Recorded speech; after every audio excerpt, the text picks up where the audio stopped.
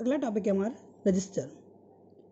Register is a device which oppose to flow of electron is called register.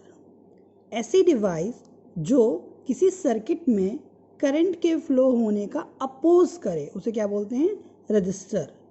इसको हम बिल्कुल उस तरीके से देख सकते हैं कि सपोज हम कभी कहीं हाईवे पर जाते हैं या हमारा कोई व्हीकल जाता है तो व्हीकल एक बहुत ही अच्छी स्पीड से जाता है, लेकिन जब वो व्हीकल अच्छी स्पीड से आता हुआ एक स्पीड ब्रेकर के पास आता है तो उसकी स्पीड थोड़ी सी कम हो जाती है। मतलब कि अगर हम बात करें इस स्पीड ब्रेकर की, तो जो स्पीड ब्रेकर है ये हमारे सर्किट में ये क्या करता है? किसी भी स्पीड को, मतलब कि फ्लो ऑफ व्हीकल को क्या कर रहा था? कम कर रहा था, स्पीड कम कर रहा था, अपोज कर रहा था। ऐसे ही हमारे सर्किट में जो रजिस्टर्स होते हैं वो क्या करते हैं? किसकी स्पीड को? फ्लो ऑफ करंट को क्या करते हैं? कम करते हैं। Resistance is the property of material and register is a device of material.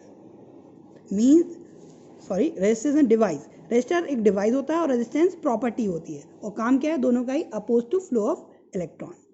ऐसा unit of resistance is ohm. ये ओम्स लॉ के साइंटिस्ट के नाम पर ही रखा हुआ ओम पर। इसको आर से रिप्रेजेंट करते हैं। इसका जो सिंबल होता है, सर्किट सिंबल, वो इस तरीके से होता है। आप देख रहे हैं ये भी स्पीड ब्रेकर जैसा ही है। और अगर हम इसमें एक ट्रांसवर्स एरो लगा देते हैं तो इसे बोलते हैं वेरिएबल रेजिस्टेंस। हमने देखा था कैपेसिटेंस में भी हमने ऐसे ही देखा था, पहले कैपेसिटर का साइन लगाया था और इस तरीके से लगा दिया था तो वेरिएबल कैपेसिटेंस हो गया था। Now we come on factors affecting resistance. So number 1, R is proportional to L। मतलब कि जितना ज़्यादा लेंथ होगा उतना ज़्यादा रेजिस्टेंस होगा। तो अगर हम बात करें कि हमारे पास एक सर्किट है जिसमें लेंथ बहुत ज़्यादा है, तो आप देखेंगे कि जितना ज़्यादा लेंथ होगा, एक टनल देख रहे हैं हम, एक टनल में लेंथ बहुत ज़्यादा है, बहुत ही ज़्यादा है, तो जितना ज़्यादा लेंथ होगा उतना ज़्यादा यहाँ क्या होगा? अपोजिशन होगा। क्यों होगा? यहाँ ट्रैफिक ज़्यादा है, ट्रैफिक ज़्यादा है, इट मीन्स यहाँ अपोजिशन ज़्यादा है, और वहाँ हमारे लिए रेजिस्टेंस भी क्या होगा? ज़्यादा। मतलब लेंथ बढ़ेगी तो रास्ता बहुत लंबा हो जाएगा, लंबा रास्ता हो जाएगा तो लेंथ बढ़ने के साथ बाधाएं भी, मतलब कि रेजिस्टेंस अपोजिशन भी बढ़ेगा, मतलब रेजिस्टेंस भी बढ़ेगा। तो लेंथ बढ़ाएंगे, रेजिस्टेंस बढ़ेगा। इट मीन्स अगर लेंथ बहुत कम होगी तो रेजिस्टेंस बहुत कम होगा। तो अगर लेंथ 0 हो जाएगी तो रेजिस्टेंस 0 होगा, लेकिन लेंथ तो 0 होगी नहीं, कुछ ना कुछ तो वायर की रेजिस्टेंस लेंथ होगी। It means resistance can not be 0। Second, resistance is inversely proportional to area. Again हम यहाँ देखें, हमारे पास एक छोटा टनल है, तब देख रहे हैं कि एक बार में एक ही चार्ज पार्टिकल या कार हमारी जा पा रही है। लेकिन अगर हम इसको थोड़ा सा वाइड कर दें, मतलब कि अभी एरिया कम था, हमने एरिया को क्या कर दिया? ज़्यादा कर दिया, तो अब क्या होगा? हमारे पास ये जो फ्लो ऑफ चार्ज पार्टिकल है वो क्या हो जाएगा? बढ़ जाएगा, क्योंकि उसके पास एरिया ज़्यादा हो गया है। मतलब अपोजिशन क्या हुआ? अपोजिशन क्या हो गया? हमारा कम हो गया है। अपोजिशन कम हुआ है मतलब रेजिस्टेंस क्या हो गया? कम। मतलब कि एरिया को वाइड करने पर ज़्यादा नंबर ऑफ चार्जेस एक साथ निकल सकते हैं, या हम बोलते हैं कि यहाँ अपोजिशन कम होगा। तो इसलिए R इज प्रोपोर्शनल टू ए ज़्यादा, R कम, ए कम तो R ज़्यादा। Next is the property of material या द नेचर ऑफ मटेरियल। जितना कंडक्टिव मटेरियल होगा उतना कम रेजिस्टिविटी होगा, जितना कम कंडक्टिव मटेरियल होगा उतना ज़्यादा रेजिस्टिविटी होगा। तो वैसे अगर हम बात करें, नॉर्मली हम बात करें, अगर हम अलॉय, सेमीकंडक्टर और प्योर कंडक्टर की बात करें, तो जो रेजिस्टिविटी होती है वो प्योर कंडक्टर की सबसे कम होती है, मतलब कंडक्टिविटी प्योर कंडक्टर मेटल का ज़्यादा होता है, उसके बाद सेमीकंडक्टर का, और उसके बाद अलॉय की। तो अलॉय की रेजिस्टिविटी सबसे ज़्यादा होती है, सबसे ज़्यादा अलॉय की, फिर सेमीकंडक्टर की और फिर कंडक्टर की। अब चौथा फैक्टर टेम्परेचर। क्लास 10th में भी हमने ये चीज़ें देखी थी, L, A, rho and temperature, लेकिन हमने केवल टेम्परेचर को इतना ही देखा था, इसका आगे का इफेक्ट नहीं देखा था। क्यों नहीं देखा था वो अब हम देखते हैं, क्योंकि हम उस टाइम पे हमें रेजिस्टिविटी की वैल्यू नहीं पता थी, सिग्मा की वैल्यू नहीं पता थी। अब देखते हैं, टेम्परेचर अलग अलग मटेरियल के लिए अलग अलग इफेक्ट करता है। ये इफेक्ट कहलाता है thermal temperature coefficient, thermal resistance coefficient, thermal resistivity resistance coefficient alpha. सबसे पहले तो हम यहाँ देखें, मेटल के लिए देखें, कंडक्टर के लिए देखें कि टेम्परेचर बढ़ाने से रेजिस्टेंस बढ़ता है कैसे, वो देखते हैं। हम जानते हैं sigma equal to n square tau upon m, हम ये प्रूव कर चुके हैं पुराने वीडियोस में।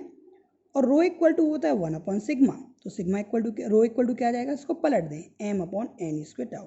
ये सब कांस्टेंट हैं, तो we can say rho is proportional to 1 upon tau. Tau क्या है, रिलैक्सेशन टाइम। हम रिलैक्सेशन टाइम की डेफिनेशन वाले वीडियो में देख चुके हैं कि टेम्परेचर बढ़ाने से टक्कर बहुत तेज़ी से होते हैं, तो रिलैक्सेशन टाइम घटता है। टेम्परेचर बढ़ेगा, रिलैक्सेशन टाइम घटेगा।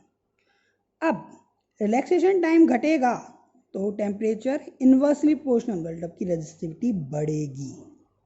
अब R equal to rho L upon A, तो रेजिस्टिविटी बढ़ेगी तो R भी बढ़ेगा, मतलब फॉर अ कंडक्टर टेम्परेचर बढ़ाने से रेजिस्टेंस बढ़ता है। बाकी इंसुलेटर, सेमीकंडक्टर और इलेक्ट्रोलाइट में इसका अपोजिशन होता है। अब ये कैसे होता है, इसके लिए हमें देखना पड़ेगा thermal resistance coefficient. Thermal resistance coefficient को डिफाइन करने से पहले हम आपको chapter number 9 of class 11th बताना चाहेंगे। इसके हमारे पास भी होता था ना, थर्मल कोफिशिएंट होते थे, लीनियर, एरियल एंड वॉल्यूम। उसमें हम क्या लेते थे, change in dimension upon original dimension into change in temperature. यहाँ भी वही है, change in resistance upon original resistance into change in temperature is called thermal resistance coefficient. अगर हमारे पास इनिशियली रेजिस्टेंस R0 था और उसमें हमने T डिग्री सेंटीग्रेड का टेम्परेचर चेंज किया, तो फाइनल टेम्परेचर हो गया हमारा RT, तो alpha equal to RT minus R0 upon R0 into del t. वही डेफिनेशन है, कोई डेफिनेशन चेंज नहीं है। सिमिलरली रेजिस्टिविटी के लिए भी यही होता है, rho t minus rho not upon rho not into del t, change in resistance upon initial resistance into del t. अब अल्फा जो होता है मेटल के लिए पॉजिटिव, बाकी सेमीकंडक्टर और इलेक्ट्रोलाइट के लिए नेगेटिव होता है। तो टेम्परेचर के लिए पॉजिटिव, मतलब कि टेम्परेचर बढ़ाओगे तो अल्फा भी बढ़ेगा, मतलब कि रेजिस्टेंस भी बढ़ेगा। बाकी सबके लिए टेम्परेचर बढ़ाओगे तो रेजिस्टेंस क्या होगा, घटता है। अब अगर हम बात करें मेटल और अलॉय के लिए, तो प्योर मेटल में अगर टेम्परेचर बढ़ाओगे तो रेजिस्टिविटी बढ़ेगी, और अलॉय में भी टेम्परेचर बढ़ाओगे तो भी रेजिस्टिविटी बढ़ेगी। लेकिन सेम अमाउंट ऑफ टेम्परेचर बढ़ाने पर हम देखें तो resistivity of pure metal increases very high rate but alloy very low. अब बात आते हैं कि टेम्परेचर को बढ़ा रहे हैं तो रेजिस्टेंस बढ़ रहा है, तो इसको हम दूसरी टर्म में भी तो बोल सकते हैं कि टेम्परेचर को अगर हम घटाएंगे किसी मेटल का रेजिस्टेंस क्या होगा, घटेगा। अगर हम इतना घटा दें कि रेजिस्टेंस क्या होता है, zero. So the temperature at which the resistance of any material becomes zero, that temperature is called critical temperature, and at that temperature the conductor behave as a superconductor. Superconductor, why I am saying superconductor, because it is not having any resistance, it is having a zero resistance. Okay, so it is at the temperature between 0.1 Kelvin to 10 Kelvin range.